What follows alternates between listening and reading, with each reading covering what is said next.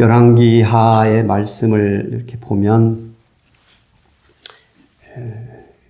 왕들의 역사를 통해서 이스라엘, 북이스라엘과 남유다의 그 역사의 간간이 어떠한 사람들을 통해서 어떻게 하나님과의 관계를 맺어가느냐에 따라서 그 역사의 흐름이 어떻게 흘러갔는지를 말해주고자 제 생각에는 열왕기 상하가 저자를 통해서 쓰여졌고 오늘날 저희들에게 그렇게 전달된 줄 믿습니다. 뭐 왕들의 이야기가 우리같이 평범한 사람들에게 무슨 의미가 있겠냐라고 생각하신다면 그 안에서 우리 하나님께서 주시고자 하는 메시지를 찾을 수가 없겠죠.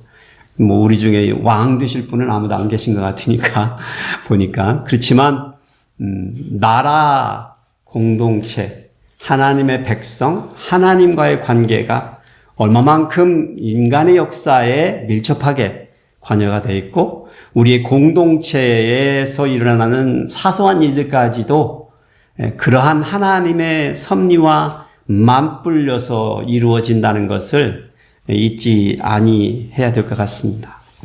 제가 오늘 설교의 키워드로 Greek이라는 단어를 선택을 했는데 사실 영어로도 이거 별로 그렇게 쓰지 않는 단어예요. Greek. 그래서 한국말로 번역을 좀 가깝게 근소하게 해보냐면 근성인데 이거에 대해서 이걸 연구하신 분이 있어서 이분이 테드에서 발표하는 내용을 제가 오래전에 들었었는데 제가 설교를 한번 한 적이 있었다 생각했는데 찾아보니까 그러진 않았던 것 같아요. 그래서 이번에 설교를 준비하면서 제가 이 단어를 찾으려고 아주 고심을 했어요. 이 말씀 속에서 필요한 이 단어가 뭔가 결국 찾은 게 근성이라는 단어인데 한번 이분의 말씀을 좀 한번 들어보겠습니다. When I was 27 years old, I left a very demanding job in management consulting for a job that was even more demanding, teaching. I went to teach 7th graders math in the New York City public schools. And like any teacher, I made quizzes and tests, I gave out homework assignments. When the work came back, I calculated grades. What struck me was that IQ was not the only difference between my best and my worst students.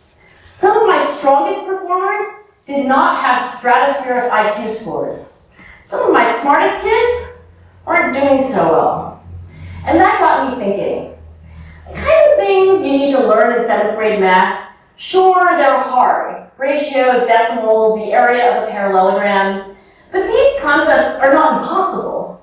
And I was firmly convinced that every one of my students could learn the material if they worked hard and long enough.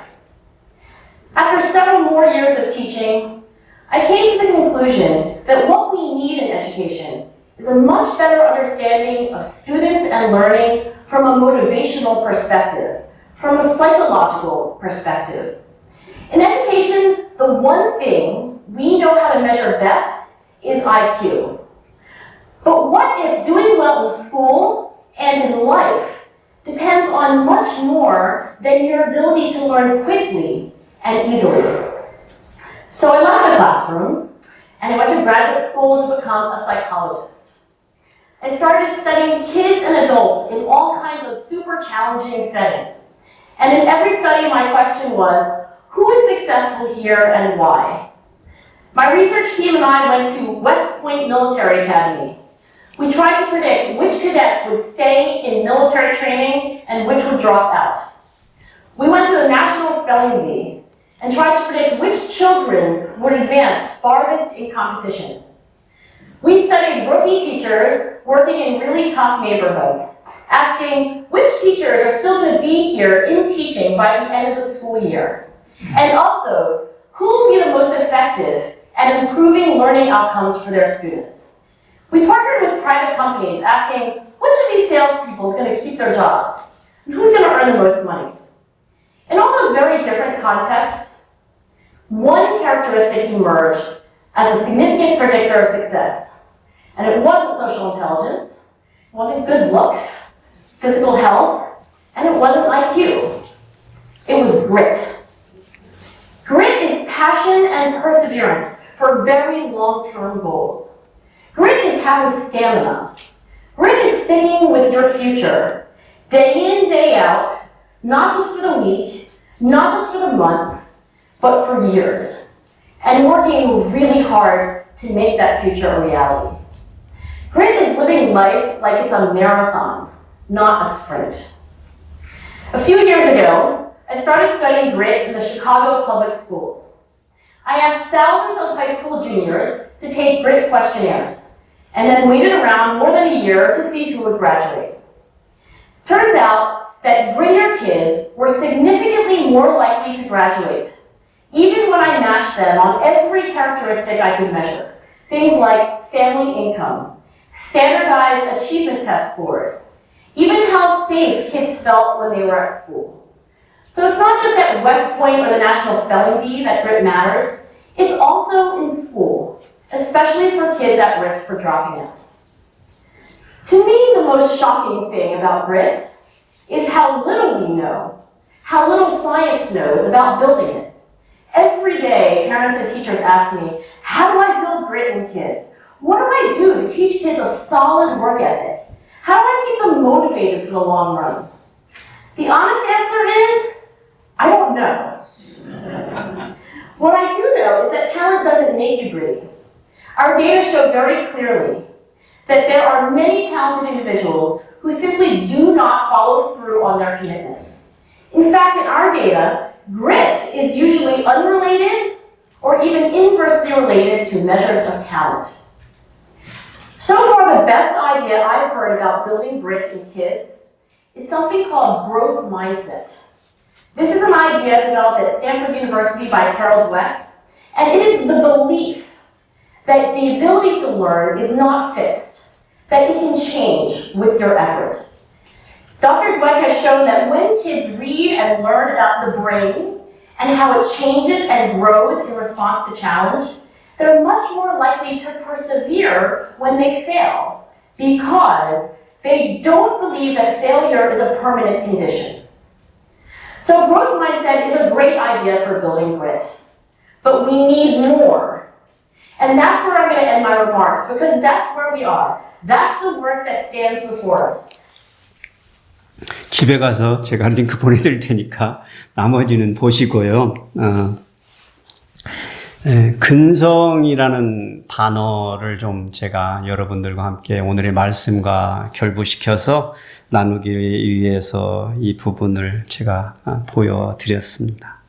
우리의 근성과 성취 사이에 계신 하나님, 많은 믿음 있으신 성도님들이 하나님의 약속하심과 하나님이 내 인생에서 이루어 주시는 것에 대한 그 믿음이 아주 지극하셔서 하나님이 말씀하셨으니까 되리라라고 생각을 하시는데, 제가 말씀을 공부할 때마다 느끼는 것은 하나님의 약속과 우리 인간의 그 거리의 사이 속에는 뭔가가 분명히 있다라는 거예요. 하나님이 말씀하셨으니까 그 섭리가 성취되는 것은 분명한데, 하나님께서는 그 성취하심에 필요한 것들을 이미 보고 계시고 알고 계시기에 그러한 언약들을 우리에게 주시는데, 우리 입장에서 서서는 우리가 가져야 되는 어떤 것이 있는데, 오늘 본문에서 우리를 하여금 깨닫게 하는 어떤 한 가지의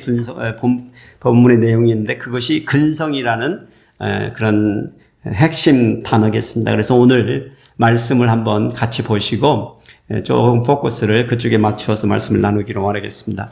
자, 13장입니다. 7절에서 19절을 같이 읽겠습니다. 나는 좀 근성 있는 편이다 하시는 분이 먼저 읽으시고 나머지 분들이 두 번째로 교독하시겠습니다. 시작. 아람 왕이 여호아하스의 백성을 멸절하여 타작마당에 티끌같이 되게 하고 마병 50명과 병거 10대와 보병 만명 외에는 여호아하스에게 남겨두지 아니하였더라. 여호아하스의 남은 사적과 행한 모든 일과 그의 업적은 이스라엘 왕 역대 지략에 기록되지 아니하였느냐. 여호아하스가 그의 조상들과 함께 자매 사마리아에 장사되고 그 아들 요하스가 대신하여 왕이 되니라. 유다의 왕 요아스의 제37년에 여호아스의 아들 요아스가 사마리아에서 이스라엘 왕이 되어 16년간 다스리며 여호와께서 보시기에 악을 행하여 이스라엘에게 범죄하게 한 느밧의 아들 여로보암의 모든 죄에서 떠나지 아니하고 그 가운데 행하였더라. 요아스의 남은 사적과 행한 모든 일과 유다 왕 아마샤와 싸운 그의 업적은 이스라엘 왕 역대 지략에 기록되지 아니하였느냐. 요아스가 그의 조상들과 함께 자매 이스라엘 왕들과 함께 사마리아에 장사되고 여로보암이 그 자리에 앉으니라. 엘리사가 죽을 병이 들매 이스라엘의 왕 요아스가 그에게로 내려와 자기의 얼굴에 눈물을 흘리며 이르되 내 아버지여 내 아버지여 이스라엘의 병거와 마병이여 하매 엘리사가 그에게 이르되 활과 화살들을 가져오소서 하는지라. 활과 화살들을 그에게 가져오매 또 이스라엘 왕에게 이르되 왕의 손으로 활을 잡으소서 하매 그가 손으로 잡으니 엘리사가 자기 손을 왕의 손 위에 얹고 이르되 동쪽 창을 여소서 하여 곧 열매 엘리사가 이르되 쏘소서 하는지라. 곧 쏘매 엘리사가 이르되 이는 여호와를 위한 구원의 화살 곧 아람에 대한 구원의 화살이니 왕이 아람 사람을 멸절하도록 아벡에서 치리이다 하니라. 또 이르되 화살들을 집으소서. 곧 집음에 엘리사가 또 이스라엘 왕에게 이르되 땅을 치소서 하는지라. 이에 세 번 치고 그친지라. 같이 읽으시겠습니다. 하나님의 사람이 노하여 이르되 왕이 대여섯 번을 칠 것이니이다. 그리하였다면 왕이 아람을 진멸하기까지 쳤으리이다. 그런즉 이제는 왕이 아람을 세 번만 치리이다 하니라. 아멘.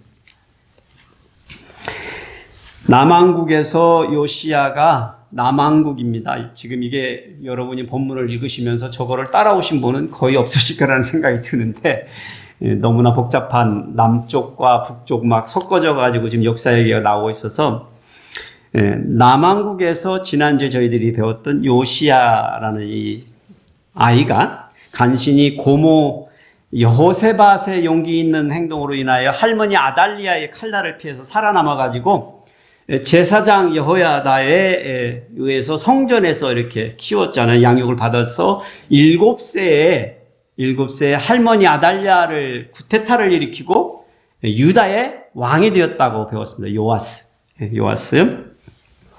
그가 통치 초기에는 이제 용기 있었고 믿음이 있었던 여호야다와 제사장 같은 사람들의 주위에 있어서 바알 신전을 쳐부수고 신상을 쳐부수고 그렇게 하면서 하나님의 성전을 재건했습니다. 제가 지난주에 살짝 끝부분에 재건했다는 말씀을 드렸는데 사실은 12장을 보시면 재건의 역사가 나옵니다. 자, 그리고 그렇게 했는데 그의 통치의 중반기서부터 말기로 넘어가는 동안에 아람 왕이 하사얄이라는 아람 왕이 침략을 하는 거예요. 남마등주에. 그러니까 그것이 두려워서 침략을 해오니까 두려워서 성전에 있는 금은 보화를 끄집어내 가지고 뇌물로 바치는 행동을 해요. 그러니까 무슨 얘기예요? 적이 쳐들어오면 누굴 의지해야 되는 거예요? 믿는 사람이라면. 하나님을 의지해야죠. 이건 뭐 정답이잖아요, 정답. 하나님을 의지해야 된다는데 어디에도 하나님께 의지하는 그런 내색이 안 보이고 곧바로 그냥 성전에 있는 금은보화를 갖다가 뇌물로 바치면 화평하리라. 이런 실수를 범하는 것을 봅니다. 이러고 있을 때예요. 이러고 있을 때. 때는 남왕국의 유다의 요아스 왕 제23년입니다. 그때 북왕국 이스라엘에서는 북쪽입니다. 북쪽 얘기로 넘어갑니다. 아합 왕조를 끝내고 나서 왕이 누가 됐다고 그랬죠? 예후 왕조가 시작이 됐다고 그랬습니다. 예후. 그 사람이 죽고 나서 아들 여호아스가 왕이 된 거예요. 여호아스 오늘 본문에 나왔죠. 그가 17년째 통치를 하고 있었습니다. 예. 그러니까 잘 생각해보면 지도를 이제 생각을 해보세요. 지도를. 북왕국이 있고 남왕국이 있어요. 아람이 어느 쪽에 있죠? 아시는 분 아실 텐데 북왕국 약간 동쪽으로 위에 있습니다.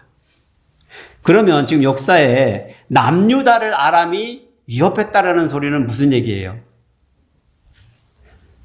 북이스라엘도 이미 유린을 당했구나라는 생각을 할 수 있죠. 그렇죠? 북쪽을 거쳐 나와서 남으로 내려오는 것이니까. 자, 그러니까 북이스라엘의 정세도 어려운 거죠. 쉽지 않은 것이죠. 예. 그러니 이런 아람 왕궁의 왕이 하셀이라는 왕이 있었을 때 이렇게 침범해 오는 그 시기에 북이스라엘은 과연 그러면 어떻게 그들이 어떻게 하고 있는지를 보자는 거예요. 그러니까 이게 저자가 남왕국을 보여줬다, 북왕국을 보여줬다 이러는 거예요. 예, 이 즈음에. 그래서 오늘 저희는 이 역사를 통해서 세 가지를 보려고 합니다. 첫째로, 고난의 고통은 하나님이 주시는 최선의 도움이다.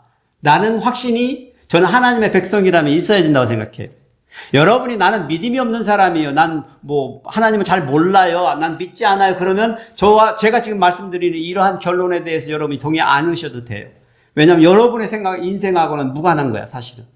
여러분이 그냥 고난의 길을 갈 뿐이야. 네. 그렇지만 여러분이 만일에 하나님의 백성이라고 생각이 드시면, 믿음이 있으시다면 이 스테이트먼트에 대해서 동의하셔야만 됩니다. 네. 우리에게 오는 고난의 고통은 하나님이 주시는 최선의 도움일 수도 있다는 것을 생각하셔야 돼요. 네. 오늘 본문에서요, 하나님께서 자기를 의지하지 않고 다른 사람을 의지하거나 다른 나라를 의지하거나 자신을 의지하는 사람들에게 해주시는 게 있어요. 예, 똑같아요. 역사를 읽어보면 그냥 반복되지 똑같이 일어나요. 누구를 통해서 나에게 고통을 줘요? 다른 사람들. 다른 나라들을 통해서 고통을 주고 있다는 거예요. 예. 북이스라엘은요, 자신의 힘과 지혜를 믿고, 그렇잖아요. 아합 시대에는 강력했던 국가라고 그랬어요. 예. 옆에서 조공을 받던 나라예요. 예. 그런데 하나님이 그를 버리시니까 그들이 그들의 길을 가는 거죠. 예후라는 사람도 구타타를 일으켜서 왕조를 이루었지만 그 후손들이 역시 그들도 그들의 길을 간 거예요. 여기 보니까 예후 왕의 뒤를 이어서 왕이 된 여호아스도 그의 아들이요. 2절에 보니까 여호와 보시기에 악을 행하여 이스라엘에게 범죄하게 한 느밧의 아들 여로보암의 죄를 따라가고 거기서 떠나지 아니하였다. 이 말은 북이스라엘의 모든 왕들에게 주어지는 수식어예요. 여러분이 여로보암의 길을 따라갔다 그러면 북왕조 왕을 말하고 있구나. 딱 그렇게 얘기하시면 돼요. 다윗의 길을 따라갔다고 그러면은 남유다를 생각하시면 돼요. 정통 국가. 네. 자, 하나님께서 노하시니까 이웃 나라의 침략을 허락하셨다는 거예요. 예. 제가 이거를 가지고 여러분이 어떻게 그러냐라고 말할 필요가 없어요. 저자는 분명하게 말하고 있어요. 이웃 나라의 침략을 허락하셨다. 여기에서 하나님이 그 사람들을 보냈냐 말았냐 이런 얘기 할 필요가 없다니까요. 그냥 허락하셨다. 하나님이 손을 떼셨든지 떠다 밀으셨든지 만들어가지고 했든지 상관이 없는 거죠, 사실은. 하나님이 허락하셨다는 거예요. 아람 왕 하사엘과 그의 아들 베나다신데, 이거는 그 하세알이라는 왕이 있었고 그의 뒤를 이어서 베나다시라는 왕이, 여기서 사실 3세예요. 3세. 앞에 이제 열왕기 상에 쭉 보시면 베나다시 이미 나왔어요, 사실은. 근데 여기에서는 또 베나다시 또 나와. 3세예요, 3세. 1세, 2세를 보신 거예요, 앞에 부분에서는. 3세가 이게 뭐냐면 여호아스의 아들이 왕이 됐다는 거예요. 그럼 무슨 얘기예요? 북이스라엘은 누구로부터, 아람으로부터 몇 세대에 걸쳐서 고난을 받은 거예요? 2세대에. 하세알이라는 사람에서 세대도 고난을 받았고 그 후에 왕 베나다시 3세에 의해서 또 고난을 받았어요. 얼마나 지긋지긋한 거예요. 예, 생각을 해보세요. 2세대에 걸쳐서 계속해서 적의 침입을 받고 고난받았다라는 결론이 여기가 나오는 겁니다. 예. 왜요? 하나님께서는 이스라엘이 끊임없이 불순종하니까 그리하셨다 말씀하시고 계신 거예요. 그들이요 마치 사사시대의 백성처럼, 4세 시대에는 뭔 얘기가 나와요? 백성이 불순종하니까 하나님의 심판이 오고 백성이 부르짖으니까 누구를 보내요? 사사들을 보내서 구원해 주시잖아요. 그러니까 또 백성들이 또 불순종하고 또 고난이 오니까 또 부르짖고 또 구원자를 보내주시고. 이게 4사 시대에 왜요? 백성들이 자기 소견대로 살더라. 누구 뜻대로 살더라 해요? 지 뜻대로 살더라. 그게 하나님을 떠난 백성의 가장 쉽게 드러나는 특징 중에 하나예요. 여러분이 저 사람이 믿음이 있는 사람인가 아닌가를 판단하실 때 딱 이 거울에 잣대에다 대면 딱 드러납니다. 저 믿음 있는 저 그리스도인이 제 속엔도로 사는 것인지 하나님의 뜻대로 사는 것인지. 사사시대의 그 긴 세월의 역사가 그래서 그랬어요. 이 북이스라엘이 똑같은 그 역사를 행해 갔다는 거예요. 그러니까 6절에 보니까 이도 이스라엘에게 범죄하게 하신 여로보암의 집에서 주에서 떠나지 않냐. 이 말이 계속해서 반복해서 나오는 거예요. 여로보암의 집에 주에서 떠나지 않냐고 악을 행했다. 아세레의 목상을 그냥 두었더라라고 그러면서 말하는 거예요. 이웃나라 아람 왕이 침입을 허락하셨다는 거예요. 근데 와가지고 여호와스 왕 때 와가지고 7절에 보니까 여호와스의 백성을 멸절하여 타작마당에 티끌같이 되게 하고 마병 50명과 병거 10대와 보병 10,000명 외에는 여호와스에게 남겨두지 아니하였더라. 북왕주가요 와가지고 그러니까 이제 아람이 북침을 한 거죠. 북에서 내려와서 북왕조를 침입을 해서 유린을 했을 거 아니에요. 온 나라를 다 유린을 하고 군대를 다 진멸시키고 나서 남겨놓은 게 마병 50명하고 병거 10대하고 10,000명의 군사만 왕만 보호할 수 있게끔 해놓은 거예요. 그리고 전체 나라의 군대는 누가 지금 통과를 하고 있는 거예요? 아람 왕이 통과를 하고 있다는 거예요.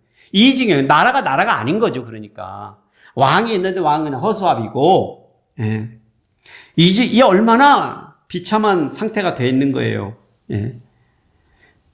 그런데 이런 시기를 거쳐가면서 이 사람도 죽었는데 그의 아들 요아스가 왕이 되었더라라는 겁니다. 그런데 요아스라는 사람은 벌써 지금 우리가 말을 했잖아요. 여러분 이제 혼동되는 게 이게 또 혼동이 돼요. 같은 이름이에요. 같은 이름. 지금 남유다에 요아스가 있었습니다. 그렇죠? 7살에 왕이 됐던. 지금 북이스라엘에 똑같은 동명이인이 있는 거예요. 요아스가 왕이 된 거예요, 이제. 보세요. 요아스가 이제 37년 긴 세월을 또 통치하고 있었던 시대예요. 근데 이때 남유다에도 요아스 왕이 있었다는 거예요. 그러니 얼마나 혼동돼요. 이스라엘 역사에서 처음이고 마지막이 있는 거예요. 같은 시기에 같은 이름의 왕이 통치하던, 기억하세요? 누구요? 요아스 왕. 요아스 왕. 이런 특징들을 가지고 계셔야 안 잊어버린단 말이에요. 같은 요아스 왕이에요. 자, 이 사람이 왕이 됐는데 뭐 변화가 있겠어요? 북이스라엘에 변화가 없는 거지. 영적으로 변화가 없어요. 11절에 뭐라 그래요? 그도 역시 여호와께서 보시기에 악을 행하여 이스라엘에게 범죄하게 한 느밧의 아들 여로보암의 모든 죄에 떠나지 않더라 얘기하잖아요. 그러니까 이게 이 요아스가 남유다인지 북이스라엘인지 잘 모르시면 제가 뭐라고 그랬어요? 여로보암의 죄를 따라갔다 그러면 북왕조 왕이라는 거예요. 자, 근데 이런 백성들인데 하나님께서 이들을 잊어버리셨나요? 버리셨나요? 여러분 생각 어떠세요? 버림을 받아 마땅한 백성들이죠. 그렇죠? 그런데 하나님께서는 잊지 않으셨다라는 거예요. 그들이 고난에 있게 하신 것은 그들을 포기하신 것도 잊으신 것도 아니시고 오히려 하나님께서는 그들이 어떻게 하기를 원하시는 거예요. 끊임없이 하나님께로 돌아오기를 원하신다. 돌아오기를 원하신다. 참 돌아오기를 기다리는데 안 돌아올 줄 알면서 기다리는 것처럼 얼마나 힘든 일이에요, 이게 참. 하나님께서 늘 그렇게 자기의 백성을 지켜보고 계시다는 거예요, 지켜보고. 자기의 백성들을, 그들이 비록 하나님을 멀리하고 멀리 떠나가도 하나님께서는 근심과 걱정의 눈초리로 늘상 그들을 바라보신다는 거예요. 비록 그들의 상황이 더 악화돼서, 하나님께서는요, 사실 그들의 심판하셔야 되니까 그의 보호막을 거두어 가시잖아요. 부모가 자식들을 해줄 때만큼 해주다가도 어느 한도 내에서는 깨닫는 바가 있죠. 아, 내가 이거를 거두어야 되겠구나. 많은 부모들의 실수가 어디서 오느냐면 내가 그 사랑을 거두어 댈 때를 모르고 놓치는 거예요, 때를. 그럼 죽을 때까지 자식 뒷바라지 하다 가게 돼 있어요. 거두는 시기가 있습니다. 하나님도 그리 하신다는 거야. 사랑을 포기하는 게 아니에요. 사랑하기 때문에 그렇게 한다는 거예요. 예. 하나님께서는 그들이 그 어둠 속에서 스스로 일어서기를 바라시고 하나님을 찾기를 바라신다는 거죠. 어둠 가운데서, 고통 가운데서, 환난 가운데서 찾기를 원하신다는 거예요. 만일에 우리가 어떤 고통의 길을 간다면 여러분이 생각하기 왜 이런 일들이 우리에게 있사옵니까? 라는 질문을 스스로 던지신다면 여러분이 성도들이라면 답은 간단해요. 이 어둠의 터널 가운데서 나로 하여금 하나님을 부르짖게 하게 하십니다. 이 어둠의 잘못의 죄악 가운데 내가 하나님의 뜻을 뭔가를 알아보기, 간구하기를 원하시는 거구나. 여러분, 우리가 고난을 겪을 때 특히 성도들은요, 믿는다라고 자신 있게 말할 수 있는 여러분과 저는요, 하나님께서는 우리를 버리지 아니하셨다는 것을 기억하셔야 돼요. 이거는 사실이고요, 진리입니다. 오히려 하나님께서는 고난을 통하여 우리의 가까이 계십니다. 우리가 손만 내밀면, 우리가 소리만 부르짖으면 가까이에서 대답해 주시고 잡아주신다니까요. 그런데 이러한 순간에 우리는 늘 뭘 해요? 내 소견대로. 성전을 털어가지고 금은보화를 갖다 바칠 생각을 한단 말이에요. 그것은 해결책이 아니잖아요. 하나님의 영광을 거두어가면서 하나님이 이 세상을 통치하실 리 없다라는 거예요. 이걸 우리가 잊어버리는 거예요. 우리가 어떤 결정을 하거나 어떤 행동을 하거나 뭔 일을 만들어갈 때 딱 한 가지만 결정을 하시면 돼요. 이 일이 하나님의 영광을 거두가는 일이냐, 드러내는 일이냐. 아무리 합리적이고 아무리 맞아 보여도 하나님의 영광을 가리는 일이라면 옳은 길이 아닌 거예요. 아닌 거예요. 제가 교회에서 치고받는 사람들 여러 봤어. 예. 목사는 성도들에게 마귀 새끼라고 그러고 성도들은 목사에게 마귀 새끼라고 그러고 예. 둘 다 마귀 새끼지 그러니까. 예. 그렇더라니까요. 예. 누가 맞고 틀린 것이 중요한 게 아니에요. 어떠한 일을 함에 있어서 하나님의 영광을 가리냐 안 가리냐에 키가 있다는 거예요. 하나님께서는 우리의 고난과 고통을 주시면 그 뜻이 무엇이냐면 그 가운데에서 우리가 하나님을 기억해내기를 원하신다는 거예요. 저와 여러분은 여러분의 앞으로의 인생 가운데서 어떤 고난의 길을 맞이하실지 모르지만 제가 예언을 하자면 고난의 길은 열려 있습니다. 예. 그렇잖아요. 늘상 우리에게 오는 시험이잖아요, 시험. 예. 그럴 때마다 이겨내가는 방법은 따로 없는 거죠. 예. 하나님을 찾는 방법밖에 없는 거예요. 예. 그래서 두 번째 이 원리를 우리가 보게 됩니다. 결국에는 간절한 간구, 하나님께 정직하게 드리는 기도만이 하나님을 향하는 최선의 길이라는 거예요. 네, 최선의 길이에요. 우리가 간혹 하나님께서 자기의 백성들에게 뭔가를 큰 일을 하기를 바라신다고 생각하는데 정말 저와 여러분이 가지고 있는 것 중에 하나님이 탐낼 만한 게 뭐가 있어요? 여러분이 제가 하나님을 정말 뭘 갖고 싶은 거 있는데 들을 게 뭐가 있냐고요. 저는 없다고 생각해요. 그가 원하시는 거예요. 깔끔해 그냥. 하나님, 나의 창조주 하나님, 나를 만들어주신 하나님, 이 모든 만물이 주의 것입니다. 고로 나도 주의 것입니다라는 그냥 간략한 고백이에요. 그 마음을 드리는 것이죠. 그러니까 그런 마음에서 드리는 간구가 정직한 거예요. 간절한 거죠. 아람 왕이 끊임없이 쳐들어오니까 북이스라엘 백성들의 그 고통과 고난 가운데 저절로 사람들이 정직해졌어. 고난 앞에는 뭐 없죠, 그렇죠? 한번 당해보면 알죠. 그러니까 북이스라엘 왕 여호아스가 여호와께 간구하매 철야 기도를 했다, 40일 기도를 했다는 말 없어요. 그냥 그 정직한 마음이 담은 되는 거예요. 내 순간에 오늘 아니면 어제라도 한순간에라도 내 마음이 정직하게 하나님께 담은 되는 거라고요. 내가 40일 철야 기도해가지고 금식 기도해가지고 그게 마음이 닿는 게 아니고 내가 정직하게 정말 하나님을 갈구하는 심령이 담은 되는 거예요. 딱 한 구절도 아니에요. 반 구절이야. 여호야스가 여호와께 간구하네. 이 못된 왕이 그냥 하나님의 마음에 닿대요. 그러니까 뭐라고 그래요? 여호와께서 들으셨으니. 여호와께서 들으셨으니. 딱 짤막해요. 하나님께서 4절 후반절에 이는 그들이 학대받음을 보셨습니다. 보고 계셨다는 얘기 아니에요. 보고 계셨는데 못 들은 채 하고 계시고 보고 계셨는데 그랬던 거 아니에요. 우리가 이런 하나님을 이미 알고 있잖아요. 신명기 32장 10절에 보면 여호와께서는 그를 황무지에서 만나시고 혼돈한 들에서 호위하시며 보호하시며 자기의 눈동자같이 지키셨도다. 이게 이스라엘의 백성들의 광야에서의 삶의 고백이에요. 이게 저와 여러분의 고백이 되어야 된다니까.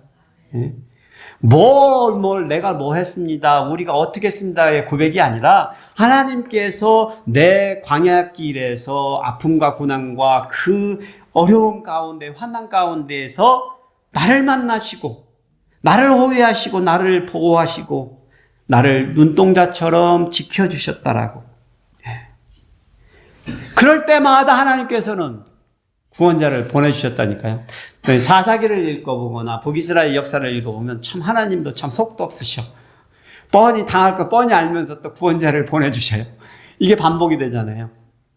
그런데 어쩔게요? 백성이 간절히 간구하면 하나님께서 어떻게 하신다고요? 구원자를 보내주신다. 하나님께서 이스라엘의 자손이 아람 사람의 손에서 벗어나 전과 같이 자기 장막에 거하게 해주셨다라는, 한동안의 평화가 임했다는 거예요. 왜요? 백성들이 부르짖으니까 간절히. 하나님께서는 그들을 불쌍히 여기시고 원수의 손에서 구원하셨다는, 그들을 저버리지 아니하시고 자신의 길로 간 백성들일지라도 회개하고 돌아오니까 외면하지 않으셨다라는 거예요. 하나님께서는 우리 백성들에게, 우리 인간들이 지은 죄에 대한, 심판에 대한 그 열매들을 경험하도록 하게 하시고 맛보도록 하세요.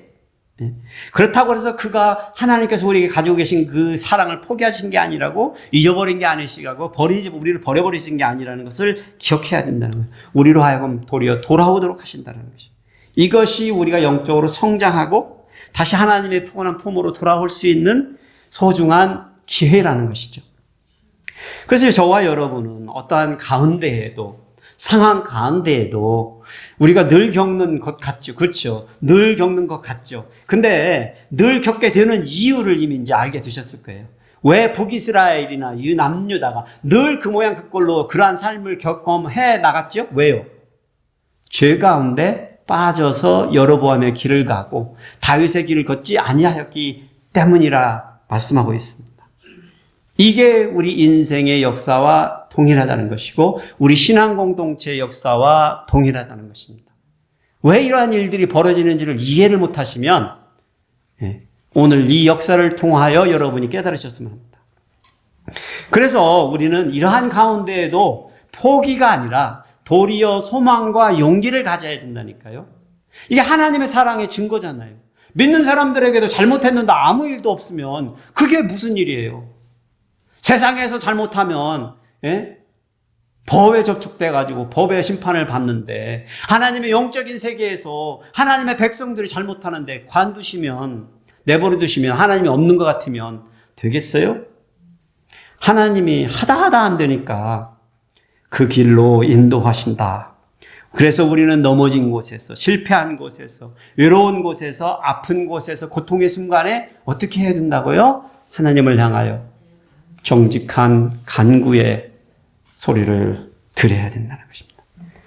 그런 용기를 가지시는 저와 여러분이 되시길 축복해드립니다. 세 번째로는요, 확고한 근성은 하나님의 뜻을 성취하는 최선의 방법이다라는 것입니다. 요시야 왕이 이제 하나님의 뜻은 쫓아가지 아니하였지만 그 시대에 엘리사 선지자가 활동하고 있었고 이제 죽을 즈음이 된 거예요. 나이가 들어서. 병상에 누웠다는 소식을 들은 거예요, 왕이. 그래서 이제 국가의 선지자니까 찾아간 거예요. 선지자 엘리사를.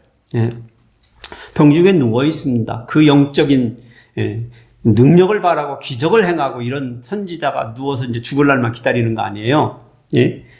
누구나 다 그 시기를 거쳐가는 거예요. 하나님의 영광을 드러내는 선지자나 예의가 없죠. 요아스가 가가지고 막 눈물을 흘리면서 말합니다. 내 아버지요, 내 아버지요, 이스라엘의 병거와 마병이여라고 그러면서 얼마만큼 능력과 사역하셨습니까? 라는 말이잖아요. 예. 그러던 분이 이렇게 누워 계십니까? 하는 거 아니에요. 그래.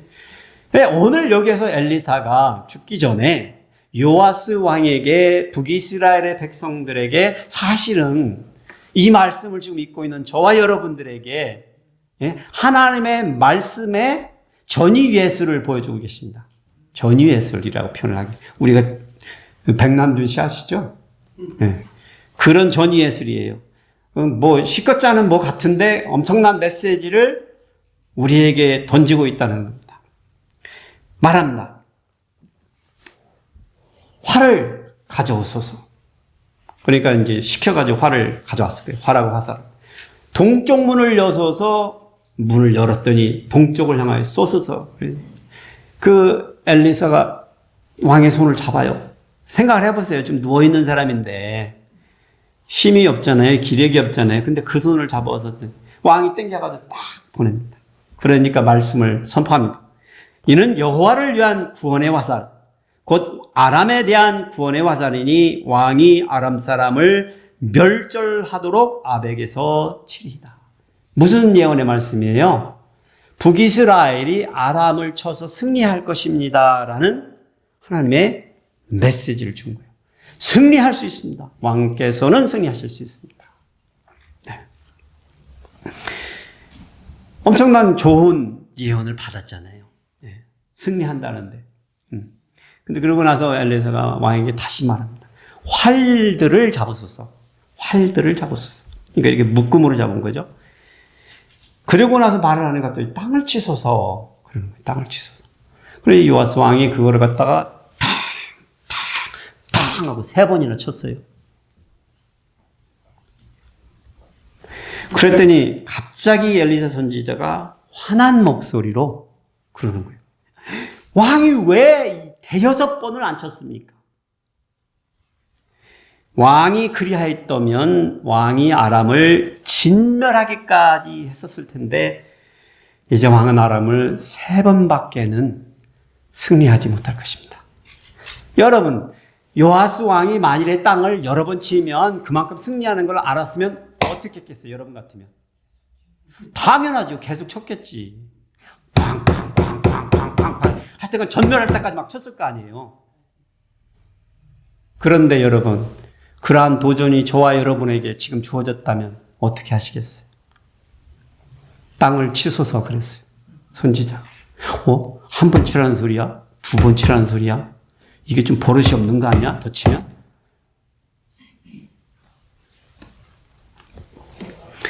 저는 이 대목에서 지금 오늘 제가 설교의 키워드가 뭘까를 고민을 한 거예요.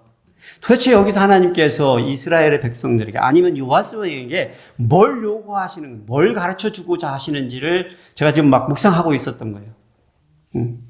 그래서 결론 내린 게 하나님께서는 하나님의 나라의 백성들에게 뭘 보기를 원하시냐면요.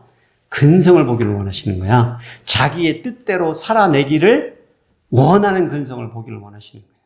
네. 여러분, 곤조를 부리라는 얘기가 아니야.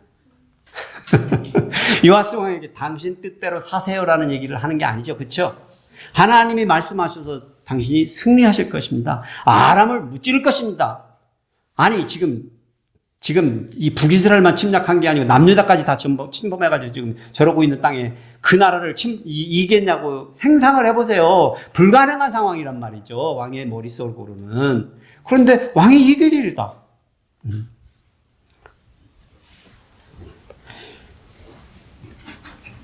근데 참 재밌는 게요. 이 말씀이 하사엘이 죽고 나서 나중에 베나다시라는 사람이 그를 뒤이어서 왕이 됐는데 베나다 3세가 왕이 됐는데 25절에서 이런 말씀을 해요. 요아스가 베나닷을 3번 쳐서 무찌르고 이스라엘 성읍들을 회복하였더라. 이게 13장의 마지막 구절이에요.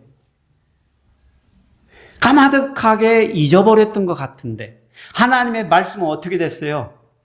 성취되었다라는 거예요. 얼마만큼이나 하나님의 말씀과 언약이 정확하고 성취가 정확하게 이루어졌는지를 신실하신 하나님의 말씀인지를 보여주고 있는 것이죠. 그러면 요아스 왕의 입장에서는 이 일이 성취가 아직 안 돼 있으니까. 어때요? 역시 싸워야 되는 문제는 현존하고 있는 문제잖아요. 도전이고. 저는 오늘날 성도들도 같은 싸움을 싸우고 있다 저는 생각해요.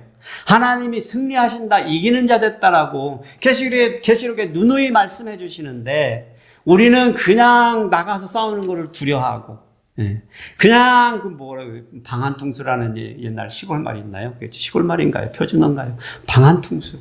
그냥 내 테두리 안에 갇혀가지고 이게 온 세상이라고 개구리 우물안 같은 생각으로 이게 모든 것이다라고 생각하는데 하나님은 지금 이 역사를 통해서 흘러서 온 열방과 온 나라와 땅끝까지 가서 땅을 접수하라고 지금 우리에게 도전을 해주셨는데 우리는 늘 내 교회, 내 생각, 내 가정, 나밖에는 모르는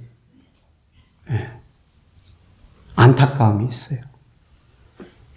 제가 임시로 담임목회 1년 동안은 한어교회를 오기 전에 이제 한 적이 있습니다. 그래서 그 교회 집사님들, 리더분들 되시는 25분을 식당으로 모셔서 이제 식사를 하고 다 먹고 나서 이제 여러분들이 참석했던 가장 기억에 남는 감명 깊고 아름답던 예배에 대한 경험을 좀 한번 나눠 주십시오. 제가 이렇게 부탁을 드렸어요. 돌아가면서 얘기해 주십시오. 그랬는데 제가 그때 깜짝 놀랐어요.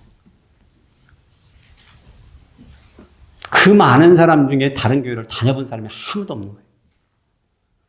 그저 그냥 그 시점 30-40년 전에 이민 와가지고 그 교회에다 못 받고 이건 내 교회다, 내 집이다 생각하고 그냥 그 집을 지키고 있었던 거예요.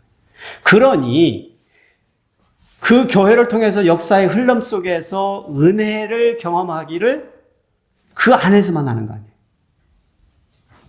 교회는 세상에 수백 개, 수만 개, 수천만 명의 열방들이 지금 교회 하나님을 찾아가고 있는데 오로지 내 교회만 내 교회고 옆에 교회는 남의 교회고 남의 교단은 남의 교단이고 하나님하고 무슨 상관이에요? 그리스도의 비전과 무슨 상관이에요? 땅끝까지 가는 일과 무슨 상관이에요? 그냥 내 일신안목만 하루가 편하면 끝인데. 저는 오늘 저와 여러분에게 똑같은 도전이 주어졌다고 생각합니다. 활을 들으소서. 땅을 치소서. 여러분 잘 생각하셔야 돼요. 활이 뭐예요, 활이? 무기잖아요. 싸우는 무기잖아요. 왜 땅을 치라는 얘기예요?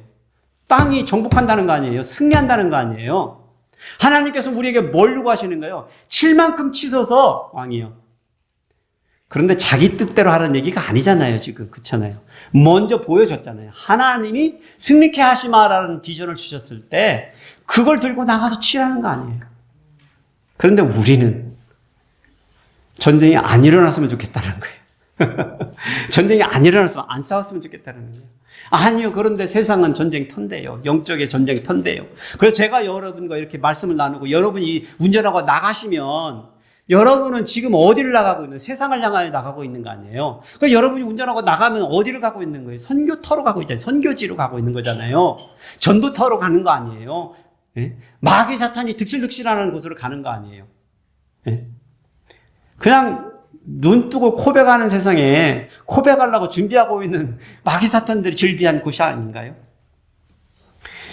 결국에요. 이렇게 되잖아요.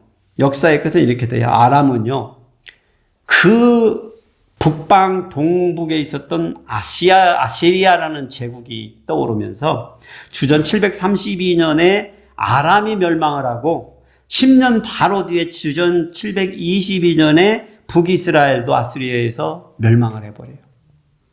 완전히 사라져버린다. 예. 근데 이 역사가 어떻게 됐으면 바뀌었다고요? 요아스 왕이 활을 대여섯번만 쳤어도 아람이 진멸했거든요. 아람이 진멸한다는 건 뭐예요? 북이스라엘이 북진해서 강성해짐으로 아수르가 남침할 때 감히 못 넘어오는 거죠. 예. 역사가 그렇게 흘렀을 거 아니에요. 그래서 저희들은 이 역사를 통해서 우리들이 배우는 것이 있습니다. 하나님은 끝과 끝을 만들어 놓은 것이 아니라 하나님의 섭리를 성취해 가시는 거라고 그랬어요. 하나님의 뜻을 드러내는 것이 완성되어 있는 것이잖아요. 그래서 우리가 성도가 하나님이 함께 하신, 늘 기억해야 되는 거죠. 고난 속에서. 예. 그리고 그 고난 가운데서 우리가 신실하게 하나님께서 우리의 기도를 들어주신다. 신실함을 가지고. 그리고 기대하심에. 하나님께서 우리로 하여금 뭘 기대하세요? 승리하는 삶을 살기를 기대하신잖아요. 그러니까 사실은 그거에 그냥 우리가 순종하고 살면 되는 거거든요. 순응하고 살면 되는 거거든요. 예. 그러기 위해서는 늘상 올바른 길을 가야 되겠죠. 우상숭배는 아니 되는 거죠. 세상과 타협해서는 아니 되는 것이죠. 예. 오늘날에 뭐 바보처럼 나무 깎아놓고 그거에다 비는 사람 없으니까. 예. 세상과 타협하지 말고 하나님께 올바로 서서 예배드리는 자가 되고 간절한 기도를 드리고, 예. 우리가 그냥 단어를 나열하는 식의 기도로만 기도라고 생각하지 마시고 내 마음이 담으면 되는 거예요. 예. 한두 마디를 못해도 내 마음이 하나님, 그냥 그렇잖아요. 뭐 여러분 어려울 때, 진짜 어려울 때는 제 경험은 그래요. 기도도 안 나와. 예. 뭐 그냥 유창한 단어들은 그냥 어설프게 고난 있을 때나 나오더라고. 제 경험으로는. 예. 정말 고난 가운데는 내가 어찌할 바를 모를 때 하나님을 떠올리고 하나님께 그 마음을 드리는 그런 기도. 그러면서 하나님께서 우리에게 주신 비전이 뭐예요? 저와 여러분에게 주신 비전이 뭐예요? 우리 주님께서 마지막 떠나실 때 주신 비전이 뭐예요? 가서 제자를 삼아. 여러분, 지난주에 제가 여러분들에게 광고 드렸습니다. 제가 떠나가기로 결정을 했다고 말씀을 드렸습니다. 제가 만일 여러분들과의 갈등이나 아니면 교회의 이런 갈등들이 무섭거나 이런 것들이 해결책이 없어서 그런 거라면 정말 여러분 정말 어리석게 생각하시는 거예요. 이 교회 여러분들 문제는 그리 큰 문제 아니에요. 제가 보기. 그냥 다 인생들이 모여 사는 곳에는 다 있는 문제들이에요. 중요한 거는 우리가 어떤 근성을 가지고 살 거냐라고 저는 생각해요. 여러분은 어떤 근성으로 이 교회를 지켜내고 계세요? 뭘 하려고? 뭘 하려고? 뭘 하려고? 그러면 여러분들은 제가 왜 이곳을 떠나는지를 아셔야 돼요. 네. 생각해 봤습니다. 앞으로 10년 동안 제가 사역할 텐데 하나님 앞에 어떤 근성을 보여줄까? 내가 가던 길을 포기하고 이 길을 가는데 그냥 안주할 건가? 그냥 여기에서 이렇게 이제 뭐 다 됐잖아요. 뭐. 이 정도만 되면 그냥 성도들만 그냥 앙당 살고 믿음 생활 하면 되는 거 아니에요. 여러분들 입장에서 그런 생각이 드실 거 아니에요. 아, 목사님 오셔서 그냥 같이 하면 그냥 앙당 하면 되지 않나?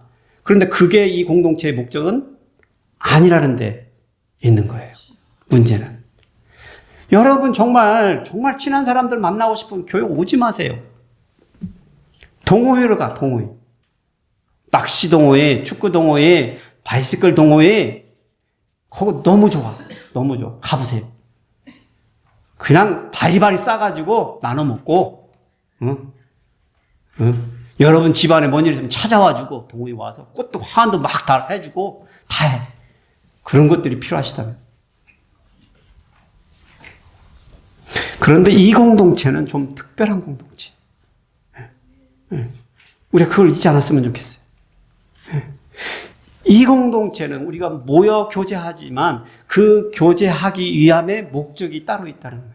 저와 여러분이 미션을 한 삶을 살아야 돼요. 미션을 한 삶. 여러분을 통해서 한 영혼이라도 이곳에 와서 복음을 들어야 된다니까요. 내 남편이 아니고 내 가족이 아니고 내 친척이 아니면 내 이웃이 아니면 누구라도 길거리에 만난 사람이라도 홈레스라도 데리고 오라니까요. 야, 내가 50불 줄게. 나 오늘 따라와. 교회 와. 한번 올까요? 안 올까요? 와요. 와. 그렇게라도 하시라고. 정할 수 없는 사람. 뭐 제가 뭐 여기 선인장 얻으러 내가 왜 그 집을 간 줄 아세요? 왜 갔겠어요? 뭐 선인장이 아까워서 그거 갖고 싶어서? 아니요. 여러분들이 생각을 하셔야 돼요. 제가 이곳에 왜 왔을까요? 사실은 하나님의 부르심이 있었지만 저는 이곳에 와서 교회를 개척하러 왔던 거예요. 저는 교회를 낳아야 된다는 신념을 가지고 목회를 하고 있어요. 네. 내가 이 나이들, 오늘 44살인데 자식 하나 못 낳고 우리끼리만 이렇게 앙당하다 죽었다 그러면 하나님 앞에 가서 뭔 할 말이 뭐가 있어요? 아이, 뭐 선교했어요.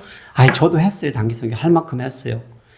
잘 벌 때 그냥 재산 털어서 매번 가서 선교했어요. 네. 여러분보다 수십 번 더 했어. 네. 그런데 깨닫는 게 있어요. 그건 그거고, 하나님의 말씀을 모르고 하나님을 모르는 백성들이 모여서 예배 드리는 거예요. 예배가 존재하지 않는 곳에 예배를 가능케 하는 것이 선교라고 했어요. 이 교회가 우습잖아 보여도요. 저한테는 그렇게 보이지 않아요.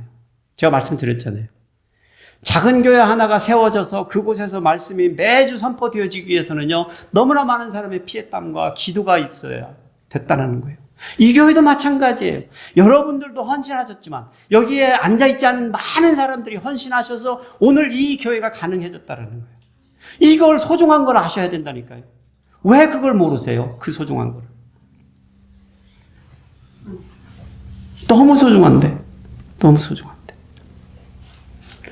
뭐 여러분이 안 소중하면 적어도 8명의 목사들이 쓸데없이 왔다 갔다 하면서 인생을 허비하고 갔다고 생각해 보세요. 그렇잖아요. 여러분의 교회가 소중하지 않다면, 이 교회가 소중하지 않다면 적어도 제가 가지고 8대 목사야. 다 인생 허비하고 왔다 갔네. 뭔 짓을 하다 간 거예요, 그러면. 정말 소중한 교회입니다. 여러분이 목숨을 바쳐 지켜도 값어치가 있는 교회입니다. 그래야 되는 하나님의 교회입니다.